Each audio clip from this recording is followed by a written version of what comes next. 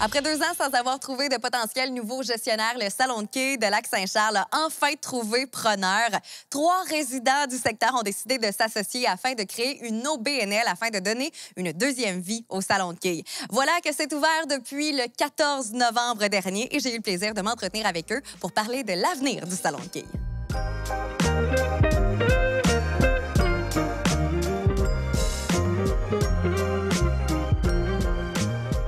Nicolas, vous êtes l'un des 3 instigateurs du projet de la salle de quai de Lac-Saint-Charles 2.0. Vous avez décidé de reprendre le flambeau. Vous avez proposé un projet à la ville. Comment est-ce que l'idée de donner un souffle de renouveau à la salle de quai vous est venue? Bref, au départ, ça c'est Thierry Sandbref, notre ami, qui a vu sur les réseaux sociaux que la ville s'apprêtait à faire un avis d'appel d'intérêt pour la salle de quai au Lac-Saint-Charles.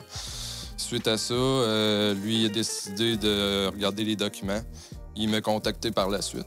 Et puis, ça m'a intéressé aussi. Fait qu'on a regardé ensemble, voir qu'est-ce qu'on pourrait faire. Puis, suite à ça, on a déposé nos documents à la ville pour notre relance de la salle de quai. Et puis, ça a l'air que ça allait plus à la ville pour qu'on puisse prendre ça en main. Pourquoi est-ce que c'était important pour vous de perpétuer l'avenir de la salle de quai de Lac-Saint-Charles qui, disons-le, existe depuis un peu plus de 30 ans? Là? Nous autres, au Lac-Saint-Charles, on aime beaucoup s'impliquer dans le quartier, puis on aime beaucoup avoir des endroits où on peut se rassembler. Fait que nous autres, on trouvait que la salle de quai, c'était un autre endroit où on pourrait se rassembler, partir à nouveau des ligues de quai, faire des fêtes d'enfants, faire des soirées de bureau. Fait qu'on trouvait que c'était un beau projet qui était prometteur pour tout le quartier. Selon le nombre de gens qui vont fréquenter, on va updater. On a un service de grignotine, on va avoir un service de bar aussi. On peut réserver pour des salles. On a beaucoup de choses à offrir pour les gens du Lac-Saint-Charles. Justement, l'ouverture s'en vient. Est-ce que vous sentez déjà l'engouement des gens de Lac-Saint-Charles et des environs de la Couronne Nord de Québec? Oui, suite à plusieurs publications qu'on a faites sur Facebook, le monde se sont manifestés. Puis ça, c'est super de voir que les gens ont envie de jouer au quai. On a quelques réservations pour les fêtes d'enfants, des réservations pour les fêtes de bureau. On a aussi des intérêts pour les ligues de quai. Notre ami Alain, lui, est allé chercher du monde pour les ligues de quai. Après ça, il y a d'autres choses qui s'en viennent. Fait qu'en faisant des soirées thématiques, ça va créer de l'engouement, puis c'est sûr que ça va être un succès. C'est ce qu'on pense aussi. On est encouragés avec ça. Pourquoi est-ce que cet appel-là vous a justement interpellé?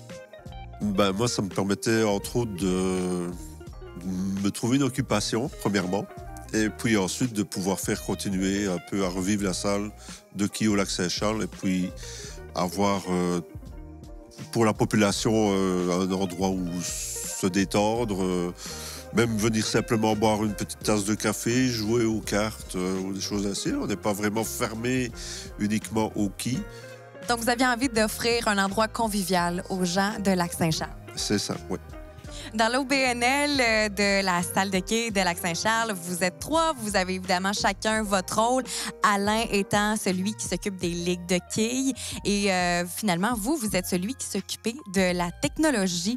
Quel est votre rôle? Qu'est-ce que vous faites concrètement là, ici? Oui, moi d'ailleurs, je suis tombé quand j'étais petit dans la soupe de la technologie. J'ai commencé au tout début des années 80 avec les ordinateurs, donc j'ai évolué là-dedans. Et puis, j'ai développé dernièrement un petit programme qui nous sert pour faire la caisse. Donc, ça nous économise déjà pas mal d'argent. J'ai développé les programmes qui permettent de faire les annonces sur les télévisions avec les tarifs, les gens qui nous soutiennent et tout ça. Puis là, le gros morceau, ça va être de pouvoir détecter les quilles qui tombent pour pouvoir faire un système de comptage automatique des points.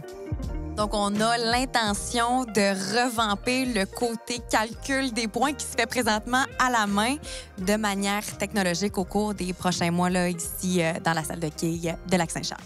Oui, ça va se faire petit à petit, là, mais on va arriver à faire quelque chose de technologique et puis peut-être même meilleur que les autres salles. Alain, vous êtes l'un des instigateurs de la salle de quai Lac-Saint-Charles 2.0, appelons-le comme ça. Qu'est-ce qui vous a donné envie de vous impliquer à titre de bénévole dans ce nouvel OBNL qui a été repris par vous et 2 autres garçons? Bien, j'étais un joueur de quilles et quand la salle a fermé à cause de la COVID et que l'ancien gestionnaire a décidé de ne pas renouveler son bail, la salle se retrouvait sans gestionnaire. Et puis, je trouvais dommage que cet endroit-là ferme parce que c'est quand même un endroit de rassemblement pour la population du Lac-Saint-Charles et des environs. Personnellement, dans le temps, c'était plus des ligues. Alors, c'était principalement des personnes âgées ou moyennement âgées. Et je trouvais que c'était dommage de les laisser tomber comme ça. Fait que je me suis impliqué. J'ai commencé par faire signer une pétition pour être sûr que la Ville était consciente de notre intérêt pour cette salle de quilles-là. Et puis, on ramassait les signatures. On a ramassé 400 quelques signatures. Et là, après ça, le COVID est arrivé, puis on n'avait plus de doigts. Parce qu'on en aurait ramassé plus que ça. Et puis, même à 400, c'était quand même bien. Fait qu'on a fait suivre ça à la Ville. Alors, ils m'ont invité à participer au groupe, et puis ça m'a fait plaisir. Puis, je suis bien intéressé à ce que ça rouvre. Et là, vous faites partie des 3 instigateurs de la salle de quilles de Lac-Saint-Charles. Votre rôle dans cette nouvelle ère de la salle de quilles, c'est quoi exactement? Bien, le rôle qui m'a été attribué presque de facto, c'est celui de gérer les quilles parce que j'étais un joueur, alors je savais comment ça fonctionnait. Au niveau des ligues de quilles, comme vous l'avez dit, 14 novembre, date d'ouverture officielle de la nouvelle salle de quilles qui a été revampée à Lac-Saint-Charles. Jusqu'à maintenant, combien de ligues est-ce que vous avez été en mesure d'ouvrir, disons-le comme ça? Bon, on va partir avec 3 ligues. 2 ligues de jour, 1 ligue de soir. Et puis, on va rouler avec ça un petit bout, le temps de se roder. On va voir qu'est-ce qui s'ensuit après ça, mais j'ai bon espoir qu'on va réussir à rendre cet endroit-là vivant et convivial et tout ça. Donc, la salle de quilles de Lac-Saint-Charles, c'est un endroit familial, un endroit où on peut avoir du plaisir entre amis. C'est ouvert à partir du 14 novembre 2022. Une nouvelle vie, un nouveau souffle qu'on lui offre. Félicitations encore pour votre beau projet à vous et vos 2 collègues. Merci beaucoup. Puis je voudrais remercier aussi les citoyens du Lac-Saint-Charles qui ont été généreux avec nous. On a fait des demandes sur les réseaux sociaux pour avoir des équipements, des télévisions, des supports à télé, des radios.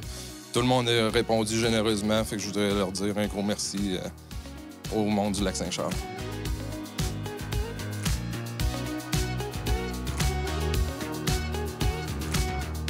L'avenir de la salle de quilles de Lac-Saint-Charles est prometteur. D'ailleurs, ouverte depuis peu, elle accueille des ligues de quilles, des familles, des amis. Si vous avez envie de vivre une soirée mémorable, c'est le moment de réserver votre prochaine virée aux quilles parce qu'on s'ennuie jamais ici. C'est des heures de plaisir. Rendez-vous sur leur page Facebook pour réserver votre soirée.